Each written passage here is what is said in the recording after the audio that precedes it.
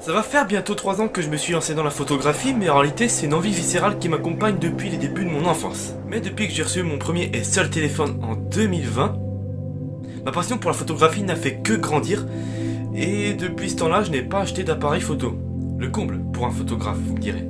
En réalité ce n'est pas vraiment un problème pour moi, mais j'aimerais bien quand même passer sur un appareil photo, évoluer la qualité de mes images. Parce qu'en fait avec mon téléphone je me suis rendu compte que je suis au bout des capacités techniques de l'appareil photo. Je pourrais pas faire mieux en termes d'image. C'est pour ça que j'aimerais bien m'acheter un nouvel appareil photo, mais je n'ai pas assez d'argent. Mais en réalité c'est surtout que j'arrive déjà à très bien m'amuser avec mon téléphone. C'est pour ça que aujourd'hui, et avec d'autres vidéos qui sortiront prochainement, je vais vous retirer l'idée du tu veux être meilleur en photographie, et bah achète-toi un meilleur appareil photo. Parce que non, si tu sais pas faire de la photographie avec un simple téléphone, c'est pas en achetant un appareil photo à 1000 boules que tu seras aussi meilleur, tu seras toujours aussi nul. Désolé de te décevoir, mais c'est la vérité. Ce qui rend les photos jolies, c'est les compétences du photographe, pas les performances de l'appareil. Enfin si, mais même si vous êtes nul en photographie, c'est pas en achetant un appareil plus cher que vous ferez des belles photos. Le seul cas où vous devez acheter un appareil photo de meilleure qualité, c'est pour surpasser les limites techniques de votre ancien appareil. Pour vous donner un exemple personnel, voici à quoi ressemblent les photos du ciel, enfin des étoiles, avec mon téléphone. Comme vous voyez, on voit assez bien les étoiles, mais à mon goût, si on est en hiver et que je suis sur des mauvaises régions du ciel, et ben les étoiles sont... il y a quasiment pas d'étoiles brillantes. En plus de ça, sur l'image, il y a une espèce de grain qui est pas très visible, mais on l'aperçoit quand même quand on zoome sur la photo.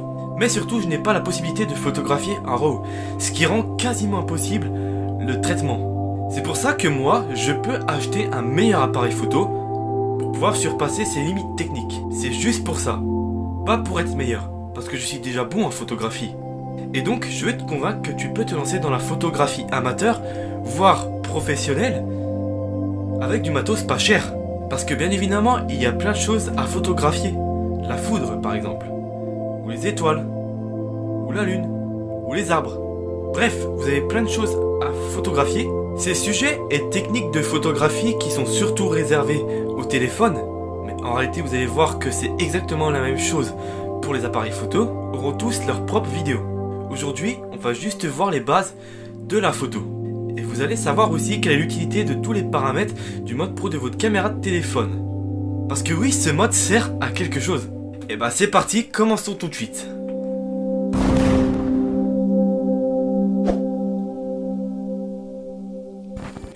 Me voici sur la caméra de mon téléphone. Je constate déjà que j'ai 4 modes. Le mode photo, vidéo, portrait et plus. Dans le mode plus qui regroupe 6 autres modes de photo. Le mode photo et vidéo, comme leur nom l'indique, permet de faire des photos et des vidéos. Mais de manière très simple, sans s'embêter de plein de paramètres visuels. A noter quand même que je peux quand même jouer avec l'exposition et le focus. Sinon, à part ça, je bénéficie d'un mode grand angle qui n'est malheureusement pas disponible pour le mode vidéo. Ensuite, à côté, j'ai le mode portrait.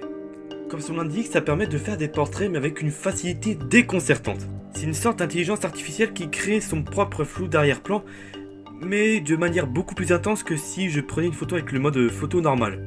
Et en dernier, j'ai le mode plus. Dans le mode plus, on retrouve 6 autres modes de photo.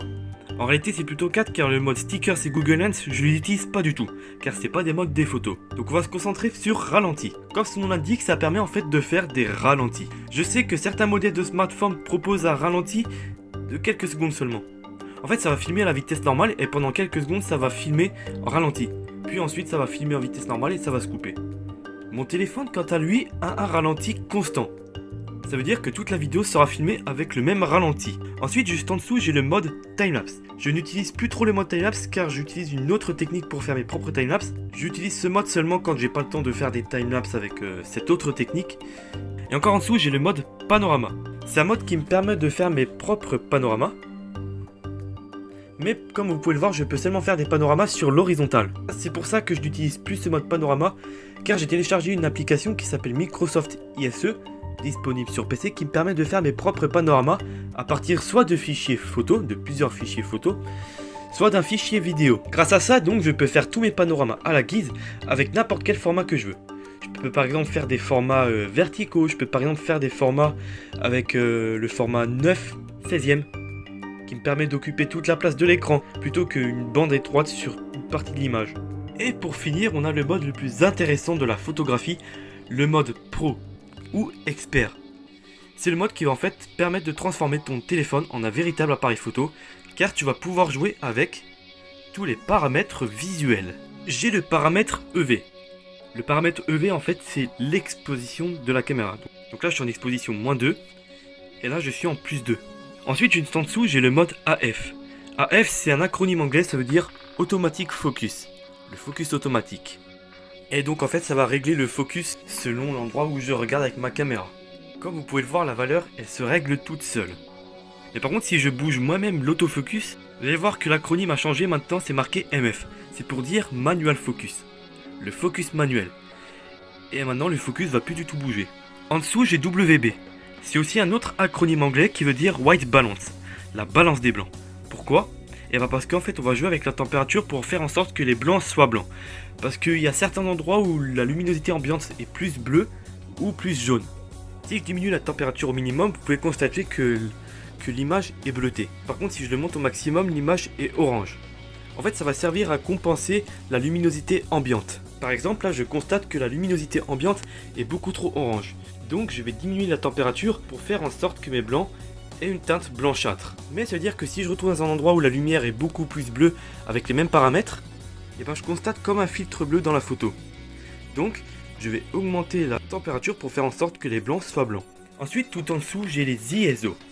C'est la sensibilité de la caméra. Plus elle est élevée, plus la caméra sera sensible à la lumière. Mais allez-y mollo avec les ISO, car des ISO trop élevés dans des environnements peu lumineux va accentuer le bruit parasite. Donc c'est pour ça qu'il faut soit éviter de trop monter les ISO dans les environnements peu lumineux, ou alors pour avoir la même luminosité que actuellement sans le bruit, on va utiliser un autre paramètre en plus. C'est le temps de pause. Cette valeur est affichée en secondes car en fait ça indique le temps auquel la caméra va être exposée à la lumière. Si la caméra est par exemple exposée à 1/8 millième de seconde, ça veut dire que pendant ce seul bref laps de temps, la caméra va accumuler très peu de lumière. Donc c'est pour ça que la luminosité paraît très sombre. Au contraire, si j'augmente le temps de pause jusqu'à 16 secondes, ça veut dire que la caméra va être exposée à la lumière pendant 16 secondes. C'est idéal dans les environnements très peu lumineux, typiquement la nuit. Ce genre de temps de pause peut s'avérer vite très problématique dans les environnements très lumineux. Pourquoi ? Eh bien, à un moment où la caméra va accumuler tellement de lumière que plus il y a de lumière, plus l'image sera blanche. Et donc à un moment, on va attendre où l'image sera totalement cramée. Bon, c'est une expression qui fait peur, mais en fait, on dit surtout que l'image est surexposée. Mais grosso merdo, ça veut dire que vous allez finir avec une image soit avec quelques bouts qui sont cramés, enfin qui sont surexposés plutôt, ou vous allez juste finir avec une image totalement blanche, et du coup, il n'y a rien à regarder. Et on arrive malheureusement à la fin de cette vidéo. Bien évidemment, j'ai encore des milliers de tutos à vous présenter, comme par exemple comment photographier la foudre, ou les étoiles, ou faire des timelapses. Bref, c'est plein de tutos qui auront leur propre vidéo réservée, comme je vous l'ai dit en début de vidéo. Mais pour avoir ces tutos rapidement, n'hésitez pas à liker cette vidéo, à la commenter et à la partager pour me donner beaucoup de retours. Je vous invite fortement à aller vous abonner et à activer la cloche de notification évidemment pour être au courant de ces nouvelles vidéos. Mais sinon, on se donne rendez-vous dans la prochaine vidéo. C'était Hugo. Allez, salut!